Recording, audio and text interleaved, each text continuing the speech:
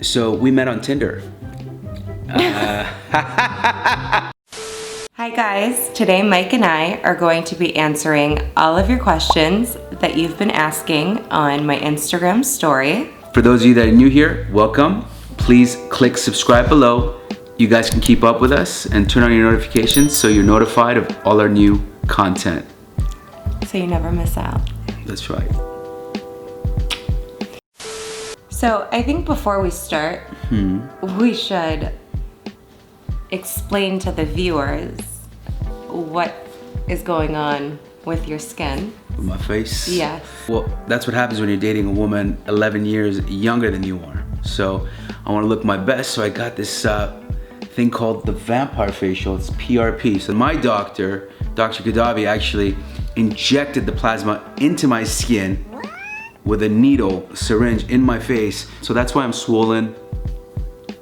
And I have these blemishes because he literally scraped this. He literally peeled a layer of skin off my face. But I have to say, your skin looks really good. Right? It looks a little bit tighter, looks a little bit cleaner. It does. Looks a little more clear.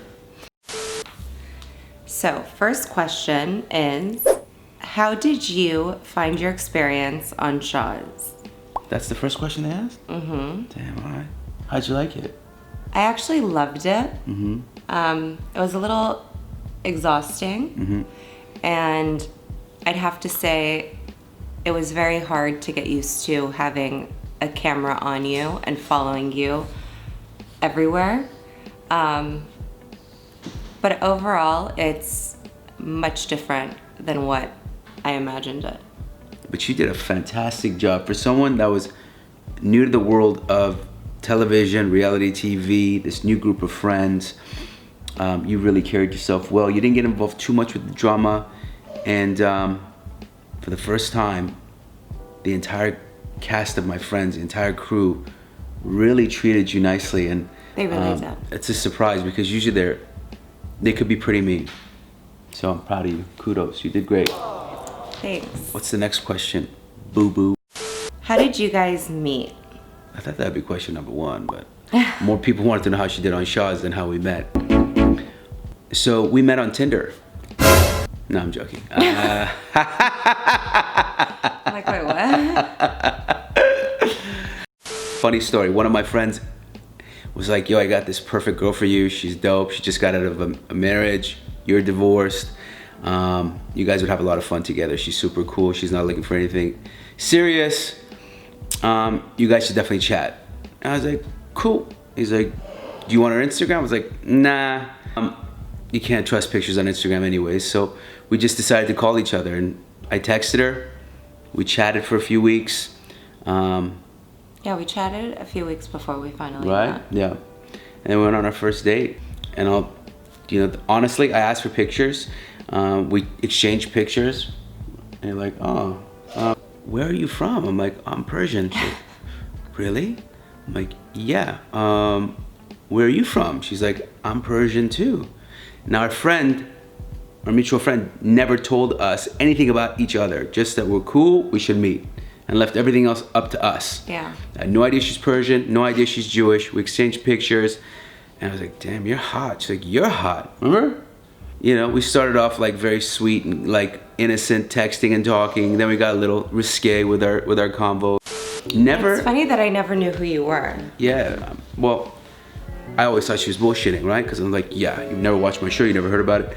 Then I come over to the house finally, 8 months after we're dating. I'd not stepped foot in her house one time. Okay, because she would come over to my crib, we'd hang out, we'd go out to dinner and whatnot. Because in the beginning, I didn't know she had kids when we were first talking, right? And then... Yes, you did. Well, not in the very, very beginning. It was a gradual build-up to getting to know each other, right? So you didn't start off with like, hey, because I didn't ask the story. I was like, so what's up? She's like, yeah, I'm divorced. Oh, no way, yeah, me too. How long were you married for? I told her. She started laughing. She's like, well, that's not really a marriage. I'm like, I know. And then I was like, how long were you married for? She's like, like 8.5, 9 years. I'm like, wow, okay, that's really a marriage. And then we gradually got into asking each other more in-depth questions. But here's where I knew she had never seen the show, because when I came over, she didn't have cable. No cable.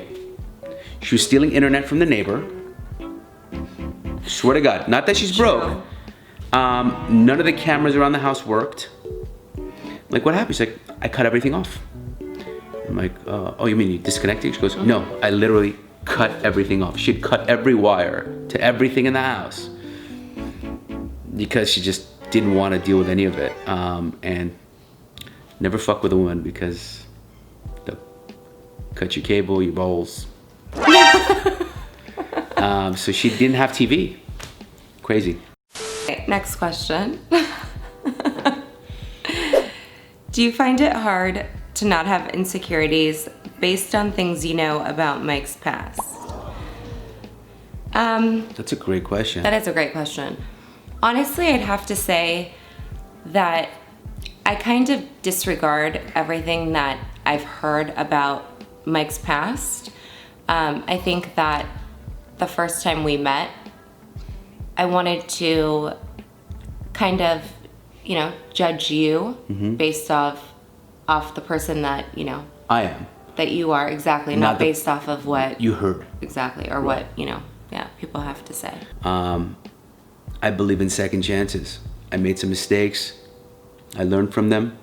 We have to listen to what we've heard about people, but we should not make it the anchor that can sink that potential relationship, right? Be cautious, right? Be cautious, but allow that person to show you who they truly are. That's my take. Well said. I just off the cuff, but it's reality. It's how I feel. True. Always take people at their face value, and I think we have an amazing relationship. Like, I truly and genuinely love you, love our little family, and I think you're the best thing that happened in my life. So I appreciate that you took a chance with me. I love you. I love you too. I feel the same way. You guys are such a good couple. Are there any plans of marriage in the future? Absolutely. I can't wait to get married again. I went from saying I'll never get married again to, man, I can't wait to marry this person. I swear I feel the same way. And I love you, and you make really cute babies, so I want to make one with you too, or two, or three. We'll see. Can't wait. Next question. What is the most challenging thing about entering a new relationship with kids from a previous marriage? Oof. That's a great question. It really is. I had no idea what I was getting involved in. I just knew that I love her so much that I'm like, all right, whatever. I'll carry any of the baggage of your life on my shoulders and make it my own. And then quickly it went from thinking it's baggage to thinking it's blessings. I love her kids. Her son is amazing, so smart, master negotiator, gets what he wants, so beautiful. And the little one, she's like my little princess. I'm overwhelmed with love and joy for this little girl. Like, she has me wrapped around her little pinky finger. I would chop off a limb for her. That's how much I love her. And I'm like, just another person in their life that's here to love them and protect them and cherish them and make sure I'm there when they need a hug, pick them up when they fall down, encourage them when they don't feel like they could do something, and push them to their potential so that they can grow up to be amazing young adults who will one day have their own children and instill the same values that me and you are instilling them into their own family. Love you. Long answer, hard answer. One more thing, because this is like such a subject that's so near and dear to my heart. I'll always have the fear that one day they're gonna go up and be like, you're not my dad. But you can't let your fears control the potential you have in a child's life.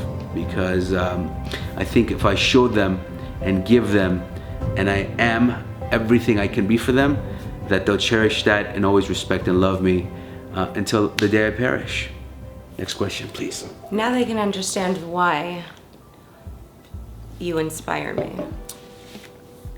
And I hope one day they watch this video and see at 7 and 4 how I felt about them 2 years into their lives that I've been here. Maybe you know, in 5, 6, 7, 10 years, whenever they watch this and understand it and see how much I love them. Next question. How hard is it to balance dating and being a mom? Ooh. How do you have time to go on trips, etc.?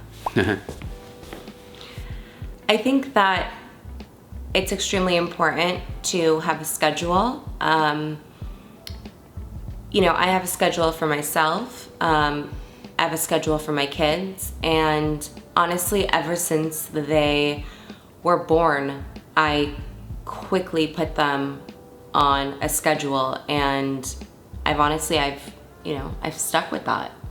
And as for how do I manage to do trips and stuff, to be honest, I would feel guilty if Mike and I would go on a vacation, just the two of us, and then I wouldn't take them on vacation. So generally, like, the way I do it is, if I know that, Mike and I want to go on a trip, I plan another trip, like a family trip, for them to come as well. So I'm like, okay, well, on this trip, it's gonna be all of us, it's family time, and then the next trip, it's just mommy and Mikey.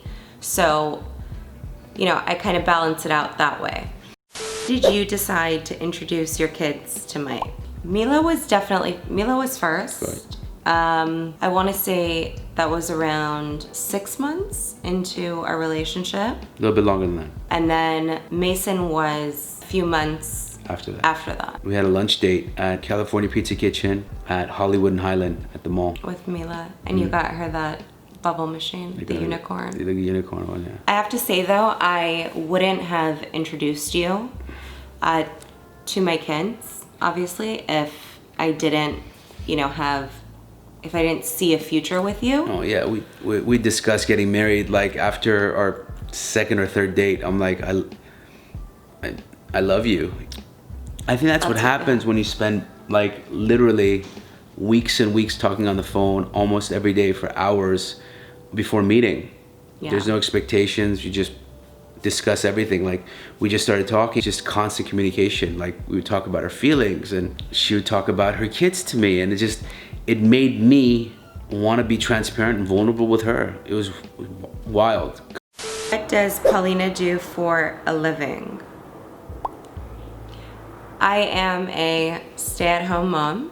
The hardest job in the world. It honestly is. On the side, I was doing jewelry. How do you have time to do jewelry, homeschool your kids, take care of the house? Yeah, but now with COVID, everything has changed, and my main focus just has been my kids and Mike and that's great. Our family. I love that. Next question.